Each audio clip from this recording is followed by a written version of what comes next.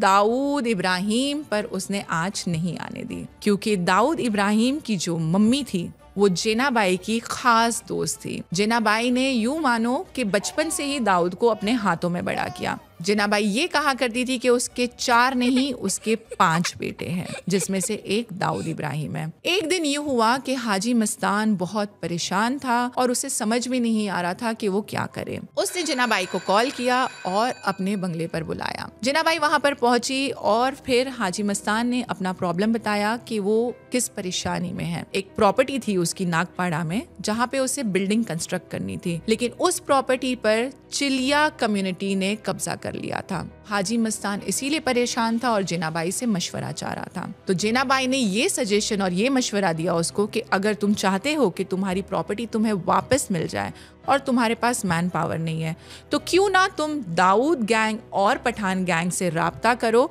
और उनकी मदद के साथ तुम ये चिलिया कम्युनिटी को हमेशा के लिए अपनी प्रॉपर्टी से हटा दो। हाजी मस्तान ने कहा कि आप ये क्या कह रही है, क्योंकि ये बहुत ही मुश्किल काम था। एक दूसरे को ये सारे डॉन्स देखना भी पसंद नहीं करते थे। यूं मानो आपस में ही ये लोगों की बहुत सारी दुश्मनी थी, तो एक दूसरे की मदद कैसे करते हैं। पर जेनाबाई ने ये सारी चीजें अपने सर पर ली और अपनी जिम्मेदारी समझ के कहा, हाजी तुम बिल्कुल परेशान नहीं होना, मैं एक मीटिंग रखती हूँ जिसके अंदर मैं सारे डॉन्स को बुलाऊंगी और तुम्हें भी वहां मौजूद रहना होगा और फिर हम इस बात का सल्यूशन निकालते हैं।